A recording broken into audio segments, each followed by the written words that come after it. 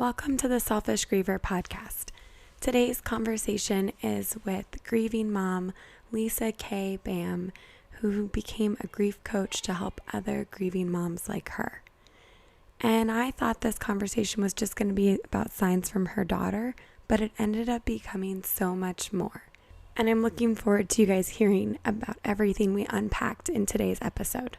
But before I get to that, I want to talk to you about something that really irritates me. Are you ever listening to your favorite podcast and you're really into the content, and then all of a sudden they take a break to tell you all about their favorite meal kit that they want to recommend for you to buy? That drives me nuts. No, I don't want to hear about whatever product you've been using lately. I want to hear about the subject of the episode. And that's why I created Patreon, because I really don't want to have to do that to my listeners. And while I do this podcast on my own, there are still some costs associated with producing a podcast. So if you believe in what I'm trying to do here at the Selfish Griever and you want to help support, there's a link in the show notes for my Patreon account. And I've added some great fun perks for the people who decide to support me. So thank you so much for considering it, and let's get started with the show.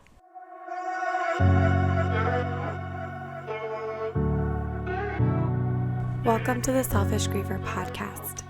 I'm the host, Whitney. This is a podcast for grieving parents looking for spiritual support on their grief journey as they find their purpose after loss.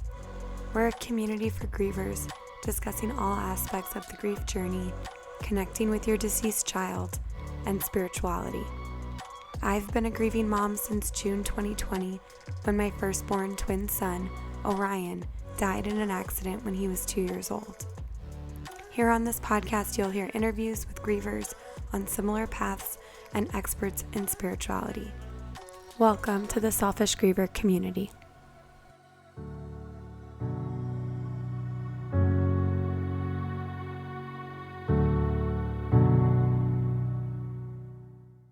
Thank you so much for having me on. My name is Lisa. I actually go by the name Lisa K. Boehm. The K is actually not my middle initial, but it is part of my pen name. Long story short, I wanted to make sure that when I published my book, that my daughter Katie had a place on my book. And my graphic designer and I couldn't figure out a way to get her on the cover without it looking a little bit odd. So I became Lisa K. Boehm. I am obviously an author. I'm a certified grief educator, and I'm a speaker, and I'm also a group facilitator. And sadly, all of these things came about after I lost my 17-year-old daughter, Katie.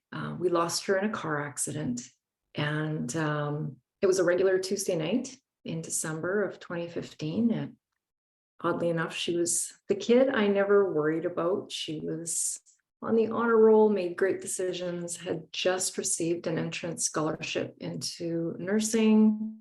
You know, the stars were aligned. She had the world by the tail. And as everybody listening knows, life doesn't always go according to plan. So we lost her. It's almost coming up on 7.5 years. You know, it feels like yesterday in one heartbeat and a lifetime ago in another heartbeat. Hi, Lisa. Thank you for agreeing to be on my podcast. I'm so excited to get to interview you. And believe it or not, I think you're actually the first grief coach I've ever spoken to before. So this is going to be really interesting and enlightening for me. I had read that about your middle initial K for your pen name and thought that was so beautiful that you managed to figure out a way to incorporate your daughter into that as a memorial. And I was going to ask you to start the interview if you could share your favorite memory of Katie. Oh boy, there's so many. I know it sounds cheesy, but probably the day I met her, the day she was born and the day I got to hold her and look into her eyes. Absolutely the best thing I think that a mother ever experiences. She passed away when she was 17. Yeah. And it was about, did you say it has been 7 years already or almost 7 years? Over 7. We're coming up on 7.5. Wow. I can't even imagine. My son Mhm. Orion died 2.5 years ago. It's 2 years and 7 months. And that was something that I, worried about so much in the beginning. What am I going to do someday when I have to say that it's been 10 years? Or it sounds silly, but one of the first things I thought about is when I'm going to have to like scroll back so far in my photo album before I get back to pictures of him. Little things like that that I don't think people think about until they don't have them anymore.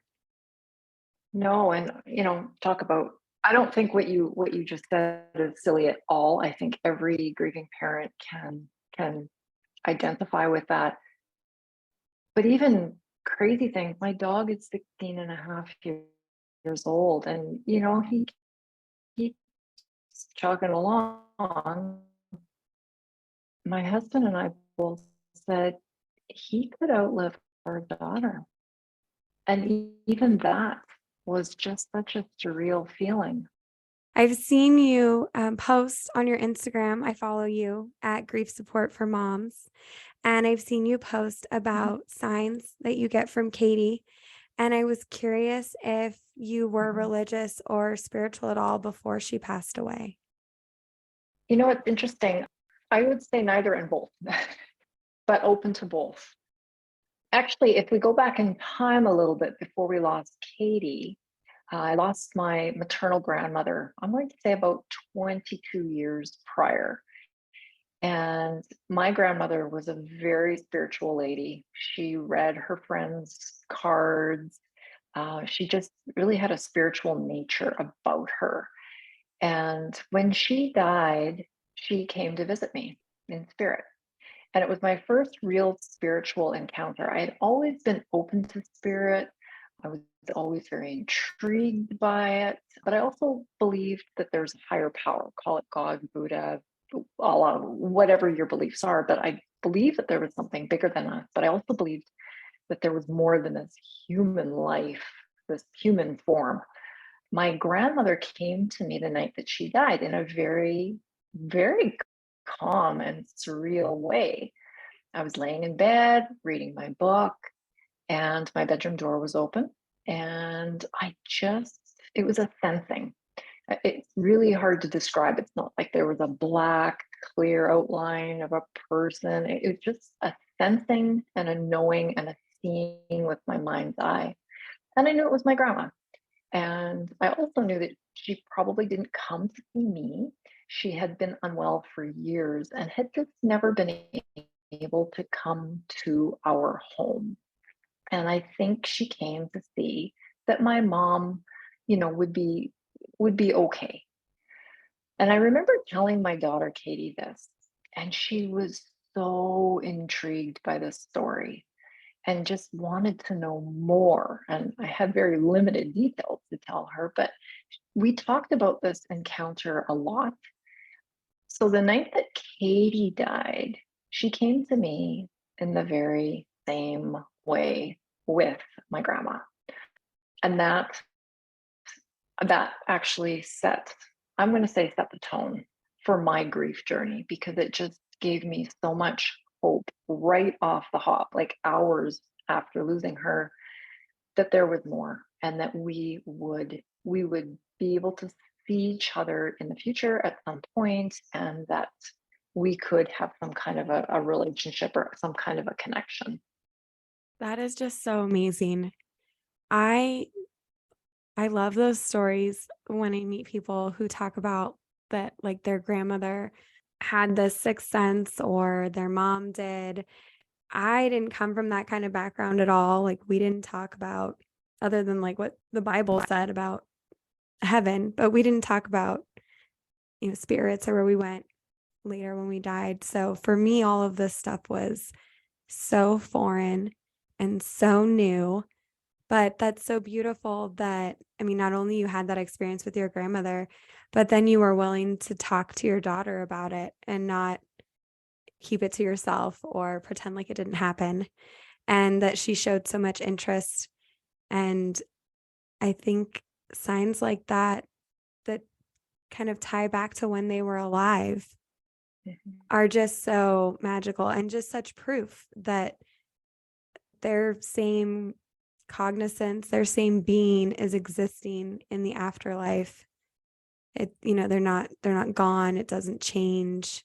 It doesn't disappear. And that's just so incredible.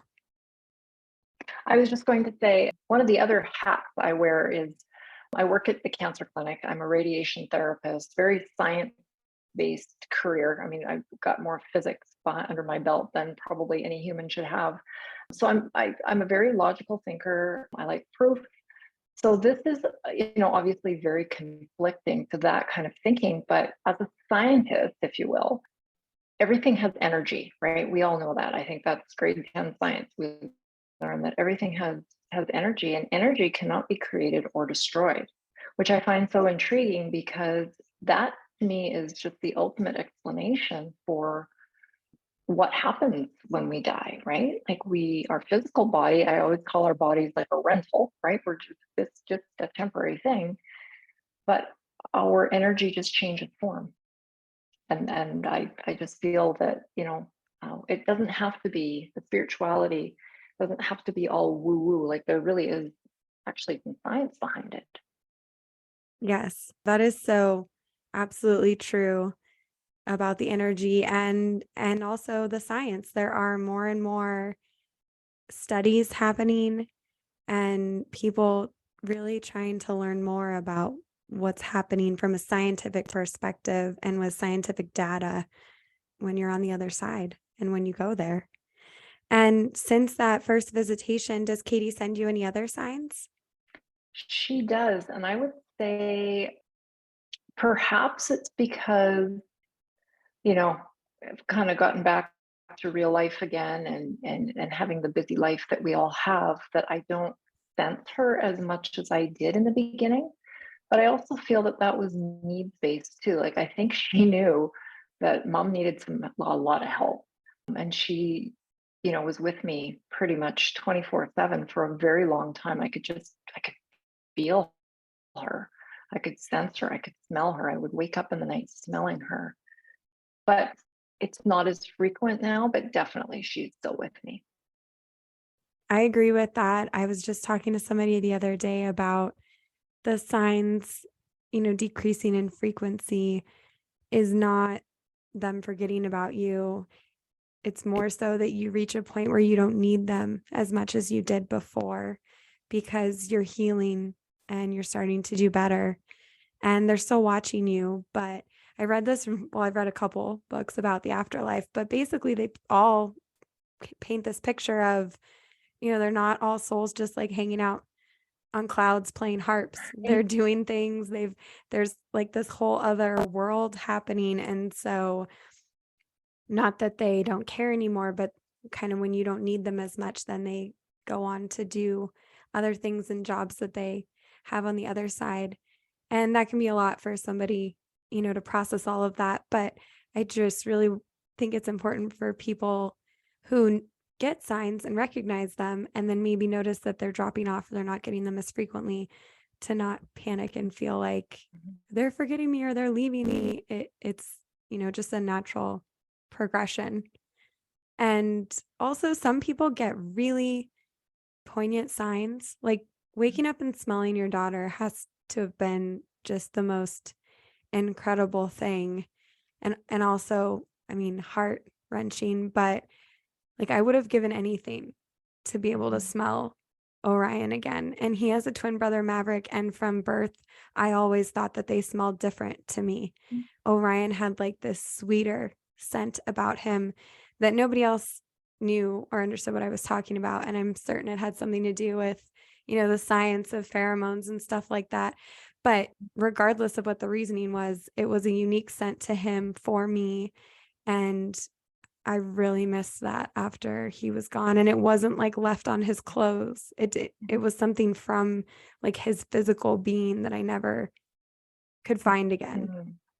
Yeah, I actually had Kitty's scent twice. So the night that she passed away, it was just so surreal, that event. Like it was I remember pinching myself and just kind of checking out, like, are you dreaming? Are you sleeping? Are you awake? Are you cognizant? Or like, what is happening here?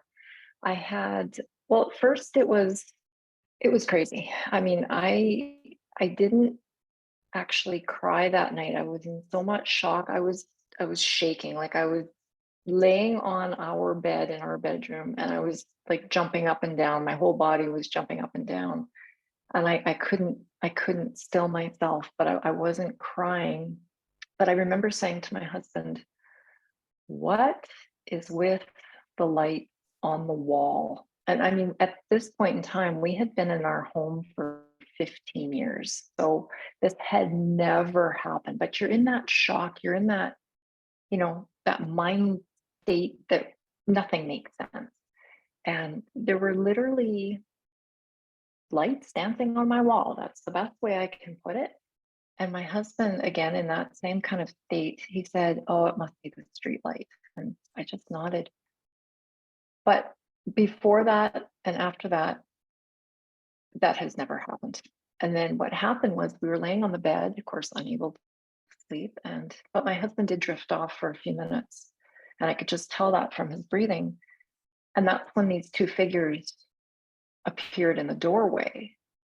And I remember pinching myself and all of this, just saying, "Katie, is that you?"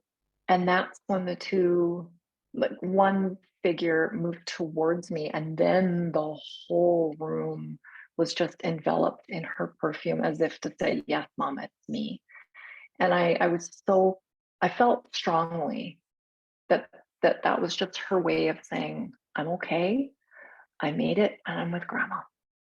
And then I had her scent come to me one other time in the night. And it was just, I woke up and I almost felt as if somebody's hand was on my knee, gently, lovingly. And her smell, she, being 17 years old, she loved Sephora, like loved it. And she had a perfume. You can probably buy it elsewhere, but it was a very, very unique perfume that she wore. And that was what I smelled both times. Wow, that's such a crazy story. And what do you think? It is crazy. Yeah, I mean, it's amazing, and I 100% believe it. I mean, I'm not a doubter at all, and I haven't had figures, show up in my room, but I've had other amazing signs that are just beyond a doubt a sign. And but I'm curious about, do you have any thoughts about why she showed up after your husband fell asleep? Nobody has ever asked me that, Whitney. That's a great question.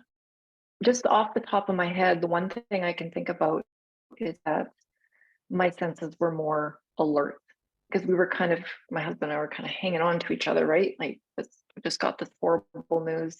And I think I actually just kind of inched away from him just because I wanted him to rest for a bit. I don't know. I also know that his beliefs, he's open to spirituality, but I don't think he's quite as open as I am. So I'm not sure if I would have noticed things. I don't know. Great question. Yeah, I mean, I am a huge proponent for everybody should believe whatever it is that supports them. I mean, as long as it's not harmful to themselves or somebody else. So I'm not trying to convert anybody by any means. And I understand the people who think it's just too out there. I don't even wholly disagree with them, except that I've been experiencing it and can't deny it. So, but I do know that there are people who ask, why am I not getting signs like that? Or, why is somebody else getting these signs from my son or my daughter and I'm not?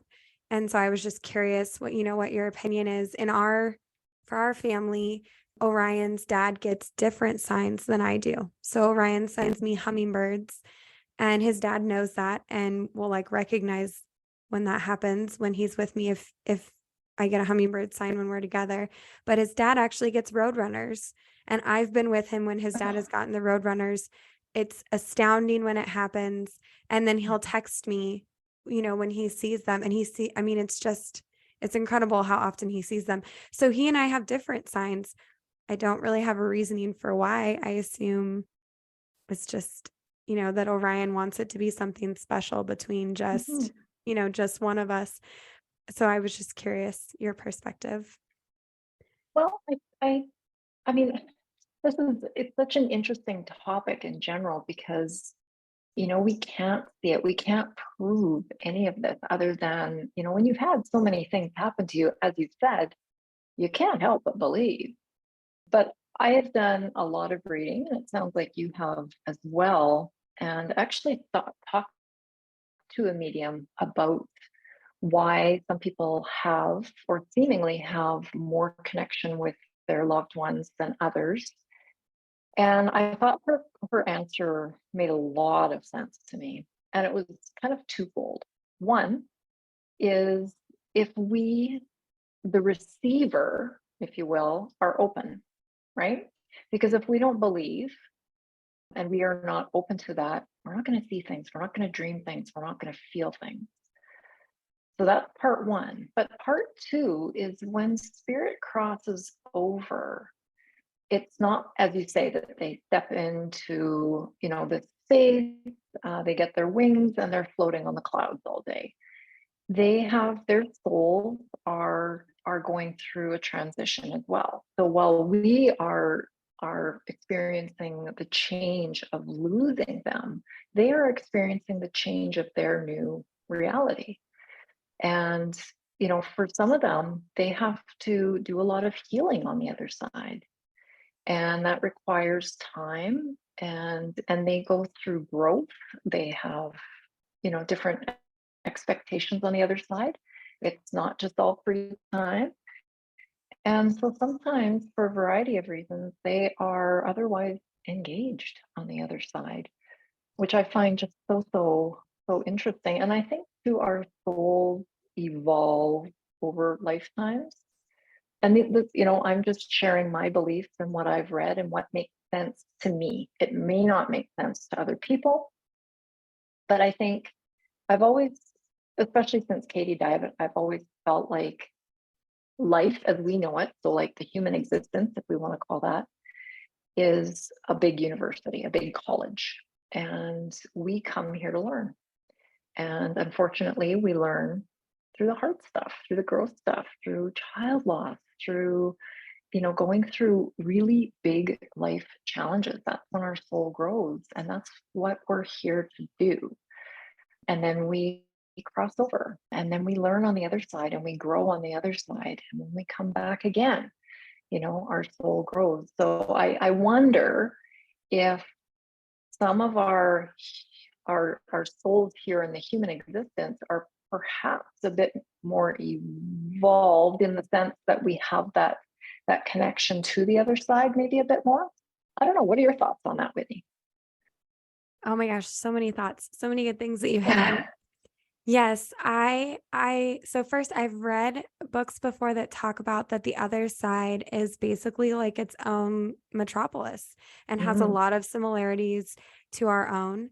And that, like you said, the souls have responsibilities over there and like essentially jobs to do. So Mhm. sometimes they are preoccupied doing other things, and also that they, depending on what their life was like here and what they went through, do need kind of like some downtime when they first pass away to go through a healing process. And so they're not immediately available and or aware of what you're going through over here. Mhm.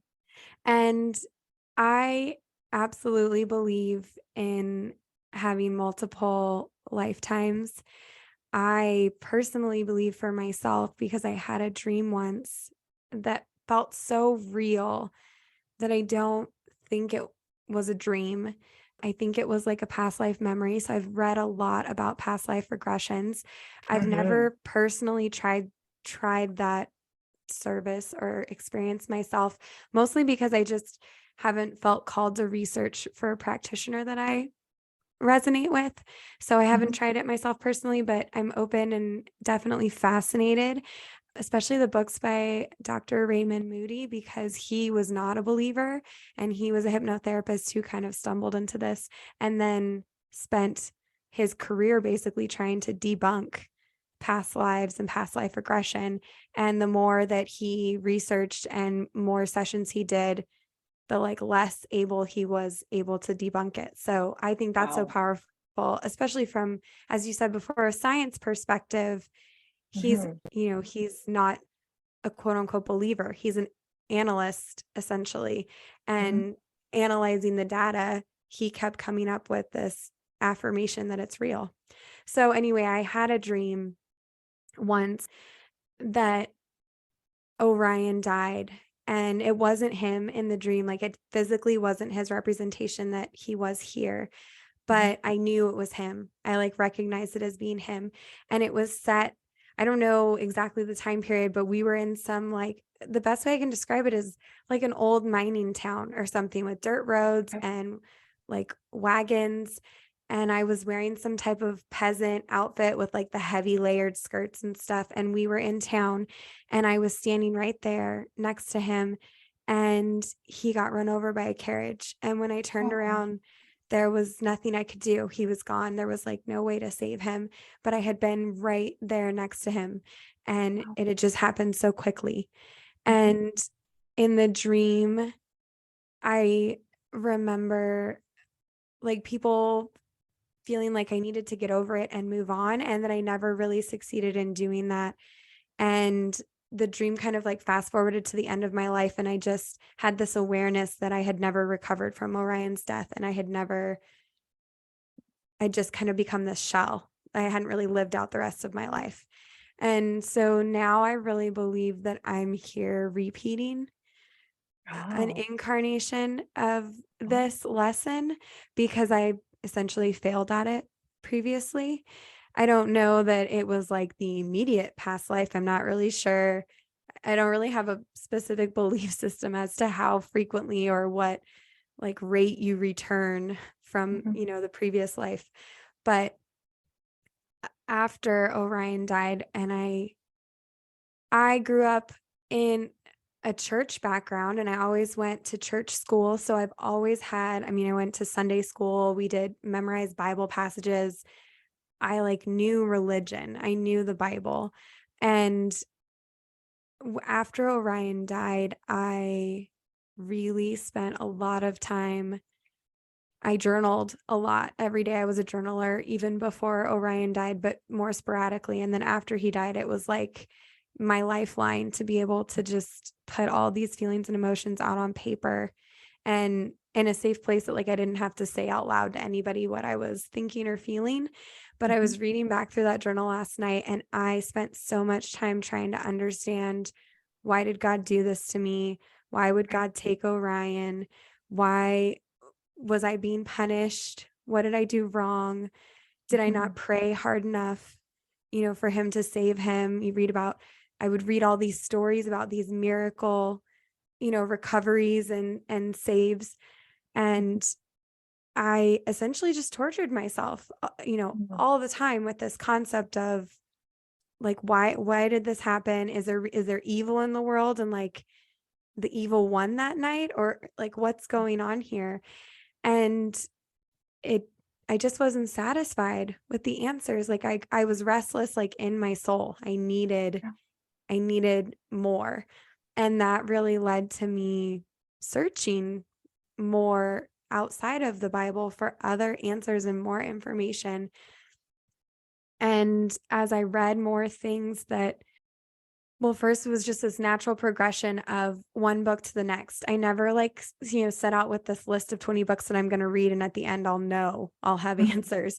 Like I would read one book, and then I would somehow like hear about the next book. I'd maybe read a foreword that was, a review written by an author of another book, or I'd see a post somewhere or something. And I call them like the universe's breadcrumbs. Mhm. And I just kept following these breadcrumbs that would take me on these paths that I had never intentionally set on. And I would come across information about past life regressions and soul plans and channeled writings, stuff I had never heard of before. I didn't know any of this stuff existed. And a lot of it wasn't modern day writings. I mean, these were things that were getting published like in the 90s and the late 80s. And So it just blew my mind. This was whole world of information about something I'd never heard anybody talk about before Yeah. and seemed so outlandish. And at the same time, like it finally was something that the best way I can describe it is it spoke to my soul Mhm. in ways that, like, the Bible passages that kept getting offered up to me as comfort and solace did not. And I Right. just couldn't deny that myself that comfort. And some people that I knew cautioned me against looking at anything outside the Bible. Others No, told me like I was, following Satan and doing no the fear. devil's work. And I realized that really just for me reinforced that what they were following was not what I believed in, because what I believe in now as a higher power, I believe it's God. I think it's the Mhm. same God that they're talking about, but it's like what God was at the core at the beginning before all of these institutions got built and it became such a like structured thing. I find the most comfort from the spiritualist people because they're not part of like an organized religion and they don't care if you believe them or not or follow the same. Like they're so accepting and so much love. And to me, Love. that's the universe. That's God. And 100%. I agree. yeah, and once I like made that connection, even when I looked through my journal writings, all of the torture I was putting myself through stopped. I wasn't Mhm. being punished. God didn't hate me. There wasn't this No. evil force out there that was like more powerful than God that like tore Orion from me.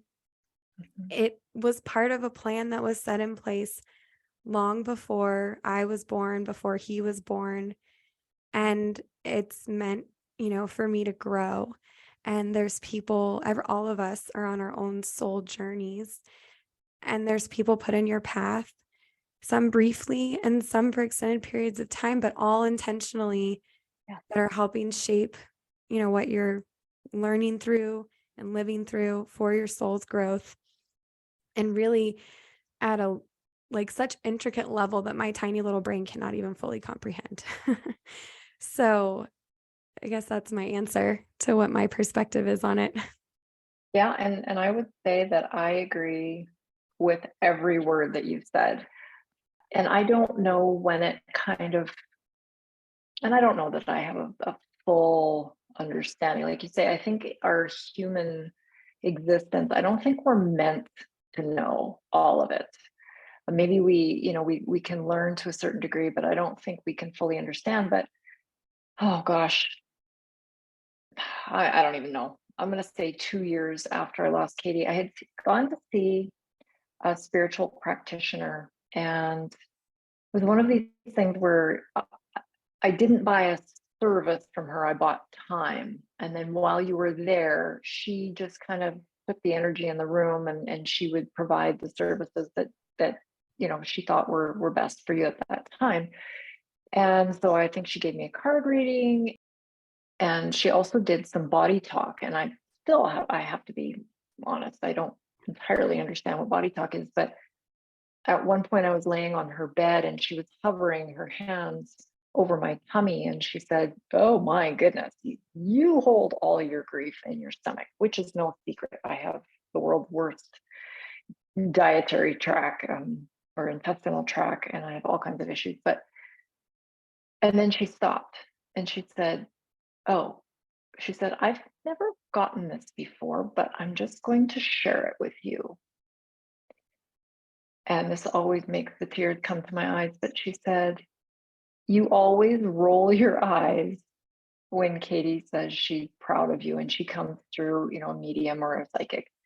You always roll your eyes." And I laughed and I said, "Well, I do, because I feel like that's the message we all get about our loved ones." And she said, "No." She said, "The reason Katie is so proud of you is because 4 lifetimes ago, you were the little girl and she was the mom. And she did not handle your death like you are handling hers." And it just made me reflect onto what you were saying about your dream, Whitney. And that's almost what I am picturing, is that Katie went through her life with her grief and really didn't have the opportunity to grow and to write and to share like we do in our lifetime. And that was kind of the beginning of me kind of scratching my head and thinking, huh, that's really interesting. So that kind of got me diving into soul purpose, soul family, soul agreement. And yeah, I agree with everything you're saying. I think I kind of imagine it as, before I came here, Katie and I made an agreement, and I checked off my list, my university class, if you will, that I needed to come here to learn about child loss. My soul needed to learn about this, and I needed somebody to be my person. She agreed to be my person. And that somehow, once I kind of digested that, and because at first somebody who had the best intention, somebody said that to me very early on in my grief journey, that this was perhaps my decision before I came here, before I was born. And I actually got quite angry, and I thought, are you out of your mind? I would actually choose for my child to die? But I don't think I was ready to really digest that whole concept. And now I would say that thinking of my human life and Katie's human life in those terms somehow makes it a teeny bit easier. I don't know if you agree with that or not. Yeah, I think 100%. I mean, so again, so many things you touched on. For one, about soul agreements, I completely believe in that. And I think that for me turned my perspective completely on its head when I started to think about it in terms of what if Orion agreed to do this for my benefit, for my soul's growth? And Mhm. I don't want to use the word sacrifice because I think that implies that he's missing out on something now.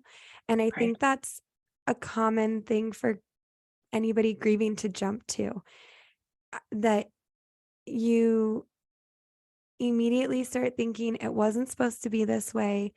They Mhm. were supposed to grow up. They were supposed to go to first grade. They were supposed to graduate high school. They were supposed to get married someday, and I was supposed to get to meet their kids. Right. And I had to start asking myself, was that really what was supposed Right. to happen? Or Yeah. was that my presupposed, assumption? Mhm. Because that's what I had decided in my head. And so now with that, assumption in place, it implied that he was missing out on all these things that he was supposed to get to do. Mhm. And once I stopped thinking about it from that perspective and started thinking, well, what if he was never supposed to do those things? Then it wasn't that I messed something up. It Mhm. wasn't that he got robbed of this beautiful life. It Right. wasn't that I got robbed of what was supposed to be a beautiful life that, can never go back because I can't get him back. Mhm. It completely shifted everything. And also, I think after I had that dream, it really made me think about Maverick, Orion's twin brother. And Right. I honestly believe that Maverick's soul agreed to be a twin and to stay here after for Mm. my soul's benefit. Because Wow. I think so often about that night. Yeah. Orion passed away in the middle of the night. He got up out of bed and he went out. He made it outside to the backyard. We were visiting my mom's house and he made it into the pool. And Oh. he loved the water and he always was attracted to the water. And his Mhm. brother loves the water too. And his brother slept through the entire night. And normally, on any other night of the week, Orion was the one who, once he fell asleep, was out until morning. And he Mhm. was even like my sleepy bedhead child in the morning, that I was literally waking him up like 15 minutes before we had to be out the door. And Mhm. Maverick would fall asleep. He'd wake up at least once in the middle of the night to come crawl into bed with me. And then he'd be up at 5 a.m. and like ready to roll. And he slept through the whole thing. Our Oh. house, we had at the time it felt like a dozen first responders in the house, and I'm sure it was less than that, but there were a lot of people. Everybody's talking, every light is on in the house, and people kept opening and shutting the door that Maverick was asleep in to check on him, and he Yeah. slept through all of that. And Wow. so just that alone, like, he could have easily woken up and followed his brother, and like he Mhm. could have been gone just like Orion, Right. and he wasn't. And when I had that dream, I didn't see Maverick there when I had that dream about a past life. And I Oh. think I maybe had other children in that life. I don't know. I don't really remember specifically, but I didn't recognize Maverick being anywhere in it.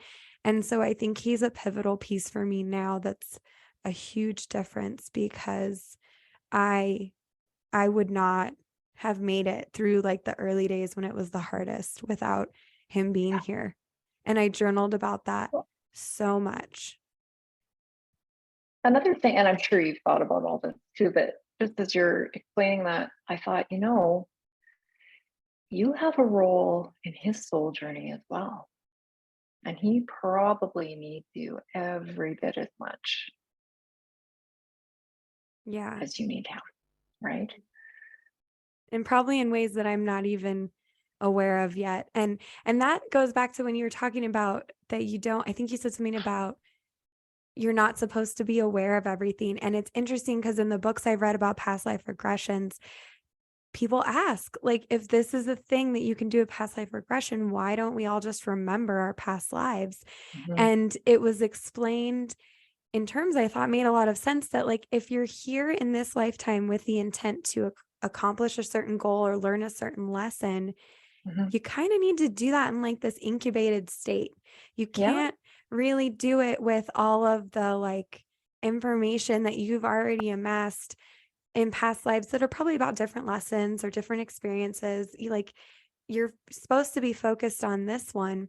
Mhm. And so I think there is something about the mystery that is supposed to be there. Like, we're not meant to have all the answers, and you probably never will.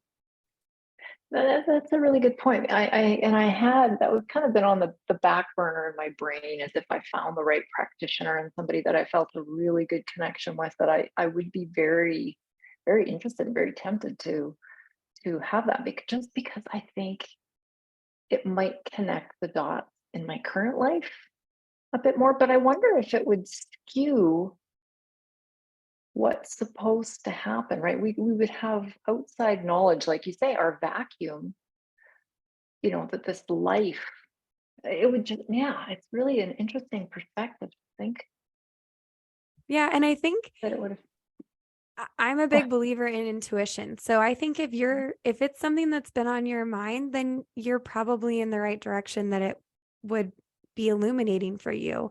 I don't, mhm, that doesn't mean that every single person needs to do it. Like I said before, I haven't really felt called to investigate it more. I personally think that I got the dream not because I needed to know all about all my past lives, but it was just mhm, validating for the other information I was taking in, kind of as like this point, like, yes, you're in the right direction. This is what's happening now. And my personality is kind of like that. It's mhm. probably why I get like the angel signs that I do when I do, is that I need like that encouragement to be like, yes, Whitney, you're on the right track. Keep Yeah. going. Yes, Whitney. That's just me. And I think the signs and the intuition speak to you. And if it's something that you're not meant to have and that your like ego has been instructing you to do, because that's a thing, then Mhm. then it won't happen. Like, maybe you Yeah. go to the practitioner's appointment and nothing comes through, but like, it's almost, I mean, it's dicey. There's free will, obviously, but I think Yeah. there's some things that are almost at a certain point you can't mess up. You can't accidentally like have found out too much information about your past life that then skews your whole life pattern this life. I don't believe, at least. Yeah. I think that Yeah. free will comes down to, like you said, when you said that Katie said she didn't handle your death as well as you've been handling hers. And I believe that's because that's the part where free will comes into play. Like, these challenges get put in our way in a pre-planned, method and laid out map. but they're there for a growth opportunity, in that like you rise to the occasion or you don't, or you make the choice to work through it or you don't. And I could have just as easily decided that like I was never going to get off the couch. Right. But like you said, I mean, I think this goes right back to the beginning of our conversation, but my goodness, I mean, this is an awful enough thing to live through. Can you imagine having to come back and do it again? I Well, don't maybe want to. that's why you don't remember. Who would Well, who yeah, would there you brave it go. a second time? Oh, No, and there's a medium that I follow, medium Kareen, and she has a podcast, and she did a past life regression with a practitioner she knows. And then she went on the podcast and talked about what her experience was like. And it was wow. funny because she talked about that she saw herself in the soul planning session. So there's Mhm. this concept that before we come to, earth side, that we have this planning meeting. I'm sure, Lisa, you're familiar, but I'm speaking Yeah. to like the listener that doesn't know anything about this. There's a concept that we have basically this planning meeting. I would call it like a strategy meeting. I picture it being Yeah. like in this, boardroom that's probably gorgeous, but it's got your spirit guides and it's got you and it's got the other souls that are probably, I'd call them the main players in your life, Mhm. and everybody's planning it out together. How's all this going to work, and Yeah. strategizing. And Yeah. she said that she saw herself in her soul planning session, and that basically she just like thought she was hot shit and was like, yeah, throw all the things at me, give me an abusive childhood, make me lose my best friend when she's young, Oh, make me then fall in love with her widower and get married to him and become a medium and, start this business as a medium, even though I didn't want anybody to know I was a medium. and let me have, family issues, and like just put everything wow. on my plate. I can handle all this stuff. And now she's Oh here my earth side and frequently looking around like, what the hell is wrong with my life? Like, what, when am God. I going to catch a break? Yeah.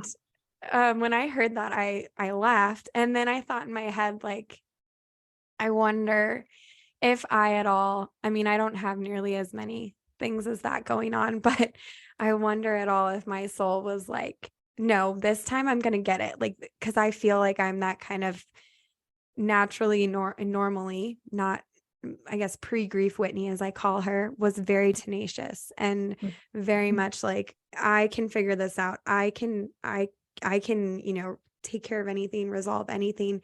And that was part of something that really broke down so much after Orion died, because for the first time in my life, something had happened that I couldn't fix. I Right. didn't have any way to take it back or do it over. I couldn't like silver lining my way out of it. It was just horrible, and it wasn't going to change. It wasn't going to go back to the way it was. No, and we'll never be the same people, whether we've, found, spirituality to support us or not. I mean, we'll never be the same humans, but I do think that there's this other layer, let's call it, that I think our underlying personalities do come into play in our coping as well, right? And I think I'm a lot like you. I think that I'm hearing a lot of similarities here, and while we definitely can't fix this, we can't undo this, we can't change this at all.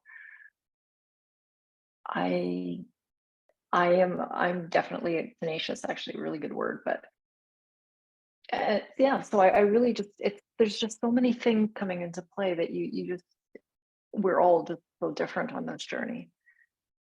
Yeah.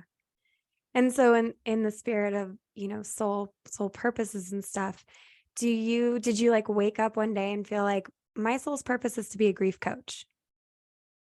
I don't know if I would coin it exactly in those words, but I did think that, well, first of all, it was more, especially writing a book and all that, the time when I lost Katie, the resources were sorely lacking. And I felt that it was very, very limited thinking and very, just get over it, move on, like this whole thing, or turn to the church.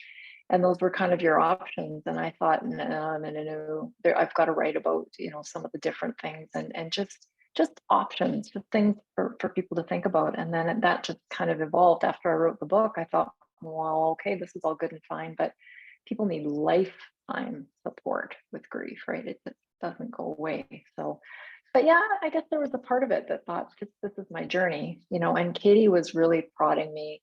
Like, she was just putting things in my path, right? And it was just, I felt like, and even now I feel like the business that I run, and the work that I do, like, she's my partner. 100%, she's my partner. That's so incredible. I was going to ask if you feel guidance from her as you're, working through your business, from her and the universe. And I'm just, I'm fascinated because I don't feel like I could be a grief coach. And I have so much respect for people who are working in that space, because it's hard. It's Yeah. I just think it's got to be so hard. And even what I'm doing now is not, people keep saying like, oh, you should start a coaching, you should start a course and you could sell that and blah, blah, blah. And I just really don't feel called to that. Like, in my soul, my intuition is like, no, that's not. I want to be here just to create this community and like a platform that validates for people that the signs are real, the spirituality is not crazy. Again, not converting, but Mhm. I felt so alone Yeah. when I was first getting the signs. I journaled like, I must be crazy. Like, I must be crazy because I'm seeing these things and I'm believing in them. And I just don't, as I started to, like, when I started getting a little brave and talking about them a little bit more, I realized there were a Mhm. lot of other people Oh who were yeah. seeing signs, and nobody's talking about it because everybody feels the stigma, and it's taboo, and like doesn't want to be seen as crazy. And so that's really why I'm here. But when I had my first mediumship reading, it was about 7 months after Orion died. And the medium told me, like, I see that you're going to help people someday. Mhm. And I remember when she said that, thinking, she got a lot of things right in this reading, but she's wrong about that one. Like, I'm barely helping myself. I don't know how I'm ever going to help anybody else. Yeah. And I did not wake up one day thinking, you know what? I need to make a podcast that talks about science. I just had this slow progression. And probably, like you said, I think I attribute signs to Orion, of signs of encouragement. But when I see things that are guiding me, I think part of it is my hang up that, like, he was only 2.5. So it's Mm. hard to think of him as being like this wise source that's like, Mom, your life needs to go this direction. But I do believe it, being the universe, and he's part of that. So Mhm. things kept coming up that just kept, I guess, putting right in my face, like witnessing people wanting to know more about the signs, people curious, and or people experiencing them, but like not having anybody to talk to about it. And so, yeah, it's been a natural progression of stuff. And it's been so incredible to get to have these conversations now that like light me up inside. And at the same time, it's so, so hard to think about something I'm enjoying so much that's only a direct result of Orion dying. Like, I wouldn't be here doing this if he were still here. Oh, I can relate 100%. And I think that there's that weird place, like you're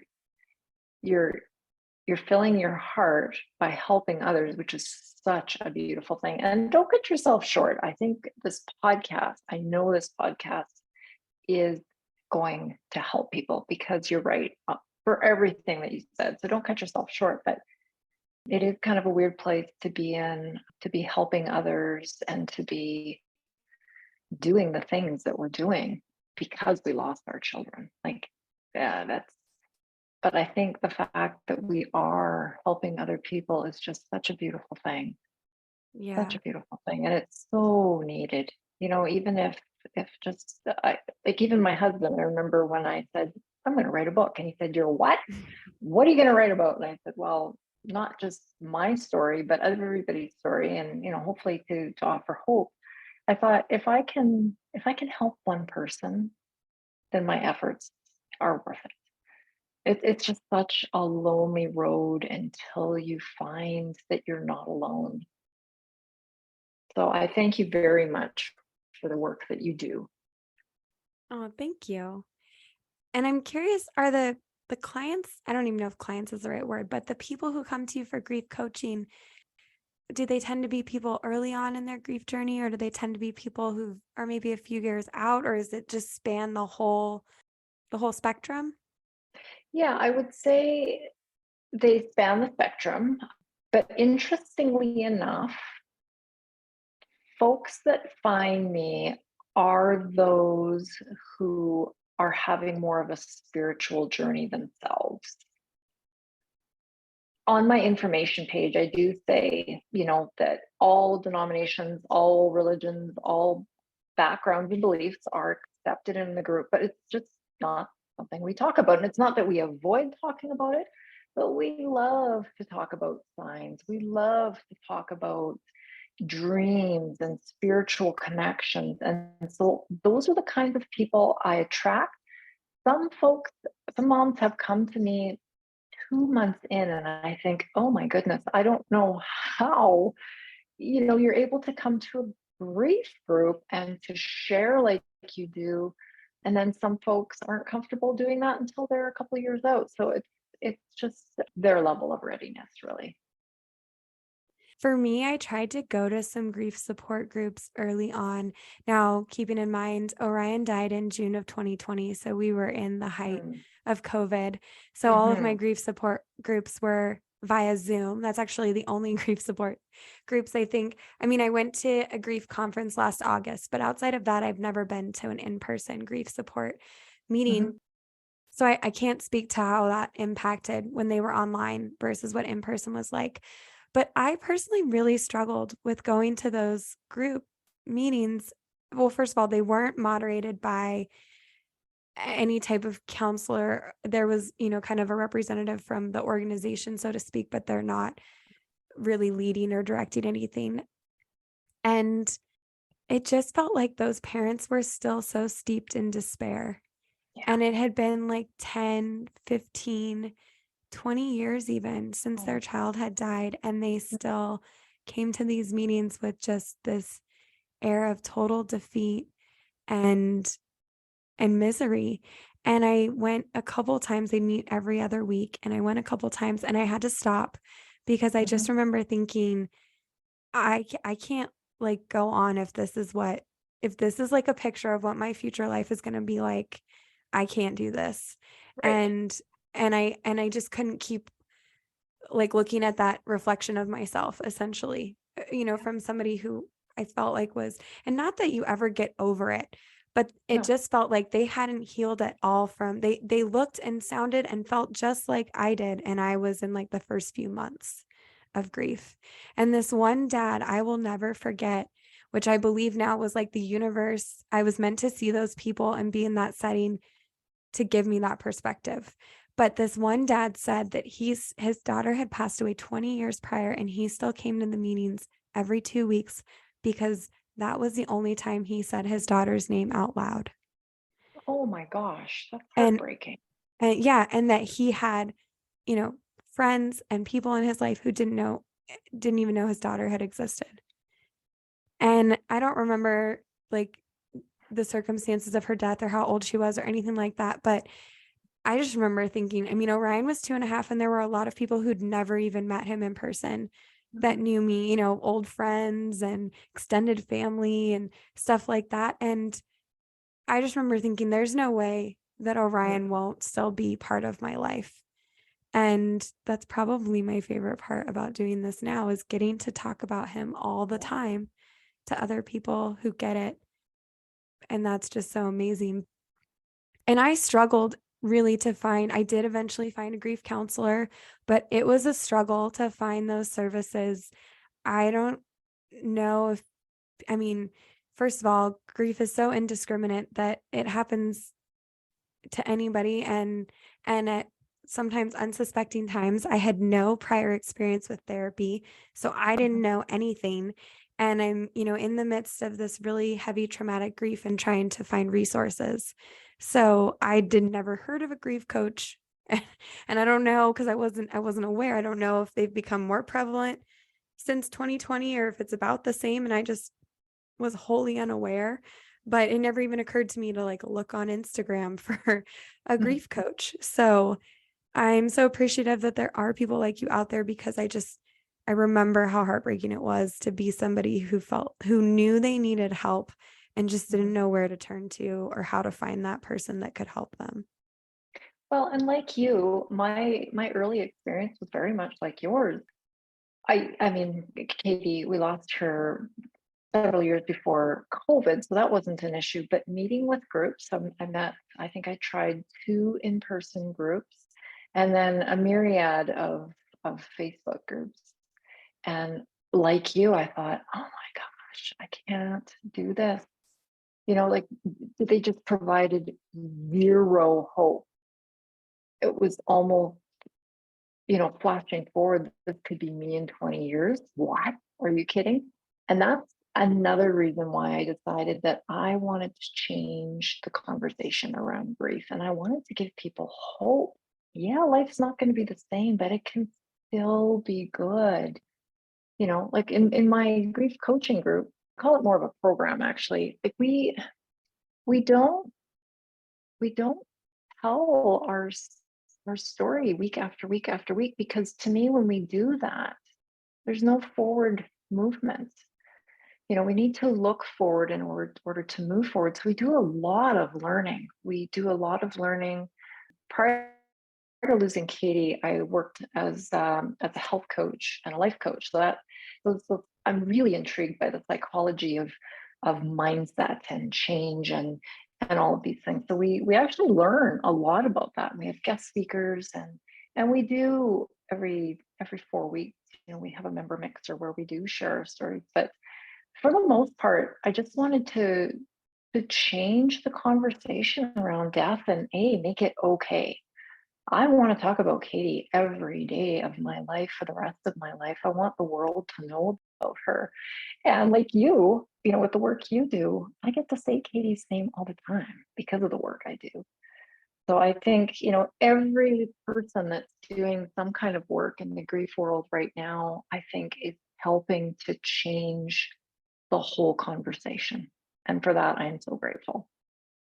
Yes, I agree so much. And the resources that are available now, even free, it just Mhm. blows my mind, not just for grievers, but for people supporting grievers who don't know Yes. what to say and don't know what to do. It's definitely amazing. And we're about, to wrap up this interview, but before I let you go, I wanted to hear some about the retreat that you do. Well, I held my first retreat last October, and it was a beautiful, beautiful thing. It's at a horse retreat. So this is at a ranch in northern Saskatchewan, Canada, and it's in the forest, and it's just the most beautiful ranch that you can imagine in your mind's eye. The horses are all rescues, and they've been trained to work with people like us. The ranch owners do a lot of work with folks who are suffering trauma and all kinds of things. And there's actually no riding involved, which surprises people, but it's something called groundwork. And it involves working with the horses and gaining their trust and respect. And you cannot get a horse to do anything if they don't trust you and see leadership skills in you. So the whole weekend was kind of balanced off in the arena with the horses, and then with my grief program, and then just with activities. So we went on nature hikes and did all kinds of things outside as well. And at the end of the weekend, it was just so incredible to see that these women believed in themselves again, that they thought, if I can do this kind of work with a 1,500-pound horse, or more sometimes, I can do this thing called grief.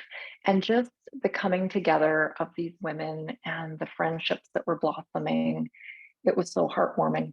It's small. the ranchers actually give us the ranch house, which is a beautiful magazine-worthy home, log cabin. And so there was only 10 of us, and we had the run of the house, we had the kitchen, and it was from Friday night to Sunday night, and just such a beautiful, beautiful thing. And I have decided to do it again this year for sure. So I'm booked in to run that. I think it's the September 29th. It's the Friday over the weekend, and it's open to grieving moms. So if that is something that folks are interested in, they can contact me at Lisa K. Boehm, or the other thing is griefsupportformoms.com, and just send me an email and I can give them that information. That sounds amazing. That sounds so awesome. I think at the end of the weekend, if I went, I would probably be sad to have to part ways with the horses. I really love animals, so that sounds just so magical. They're so healing. Like I learned so much. I've always loved animals, but didn't really know much about horses. But apparently they take on your heartbeat if you're within 10 feet of them, which is good and bad, because if you're anxious or if you're angry, or they take on everything you're feeling, which is great because it's very healing. But they are, oh my gosh, they are just such magnificent creatures. I told the ladies at the ranch, it's a good thing that lucky for them, I should say, that we're not living closer to one another, because I think they would get awfully tired of me being there. I love it there. I love it. I can totally understand that. Well, thank you, Lisa, so much for coming on the podcast today and sharing so much of your insights. And I will make sure to include in the show links below all the ways that you can find and connect with Lisa to find out more about her program, her book, and her retreat coming up this September. So thank you so much. Thank you for having me. It's been my pleasure.